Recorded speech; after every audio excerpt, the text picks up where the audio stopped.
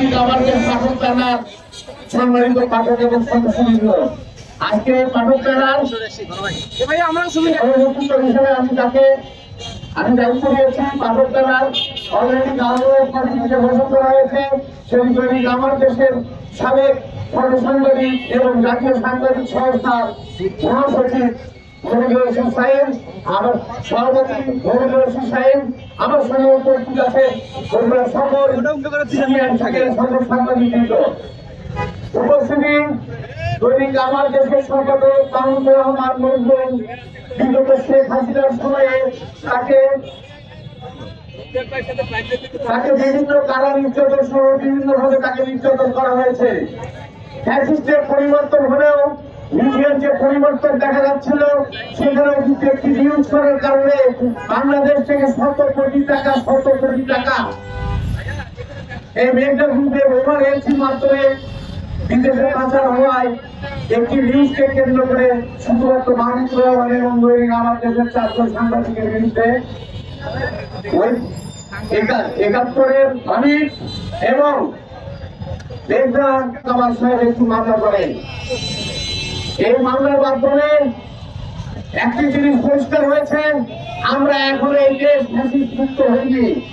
ফ্যাসিস্টের মূল কারিগর যিনি ছিলেন, যিনি এই দেশ থেকে লুটপাট করেছেন অর্থ, এই দেশের সম্পদ, তার সঠিক চরিত্র বেরিয়ে এসেছে।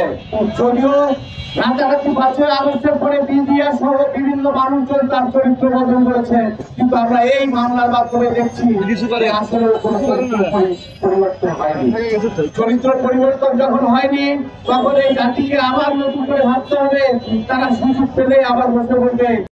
আমরা আজকে এপ্রিল মাসে এই ভয়াবহ প্রাকৃতিক দুর্যোগ অর্থাৎ গরমের মধ্যেও শুধুমাত্র একটি কারণে স্বাধীনতায় সমবেত হয়েছি, একটা সিগন্যাল দেওয়ার জন্য।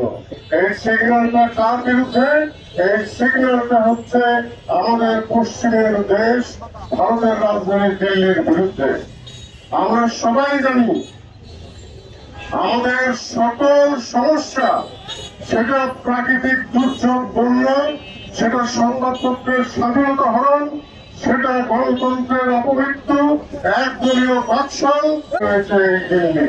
আর এই দিল্লির বিরুদ্ধে এখানে নিঃস্বার্থ হয়ে যিনি আমাদের সামনে থেকে নেতৃত্ব দিয়ে চলেছেন, আন্দোলন করছেন, কলম চালাচ্ছেন, সংবাদপত্র চালাচ্ছেন, আদালতে তিনি রক্তাক্ত হয়েছেন, তিনি হচ্ছেন মুসলিম সম্পাদক এবং সাংবাদিক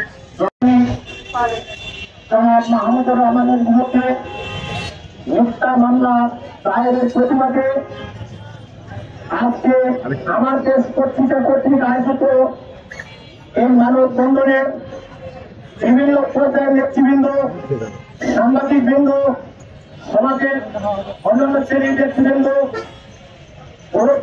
সাংবাদিকবৃন্দ এবং বড়রা শান্তিপক্ষ প্রকাশ করছি। প্রিয় বন্ধুগণ, আমি কথা বলবো না, শুধু একটি কথা বলতে চাই। মাহমুদুর রহমানের বিরুদ্ধে একটি মামলা দিয়েছেন। আরে মাহমুদুর রহমানের বিরুদ্ধে গোটা বাংলাদেশে বাকশালীরা শত মামলা প্রয়োগ করতে মাহমুদুর রহমানকে দমন করতে পারেন নাই।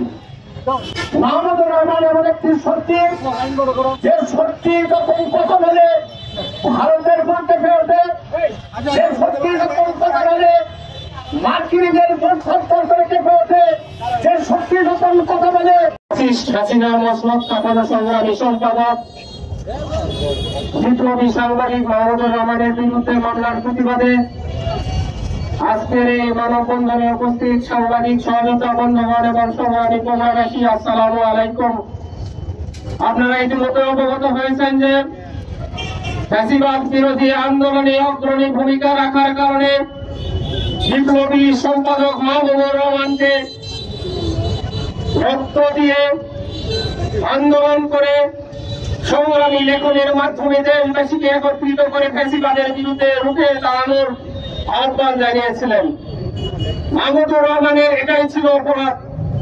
সে সময় ফ্যাসিবাদের বিরুদ্ধে যাওয়ার কারণে ফ্যাসিস্ট শক্তিগুলো মাহমুদুর রহমানকে দেশ থেকে দাঁড়িয়েছিলেন, দেশের জীবন আর হুমকির মুখে পড়েছিল।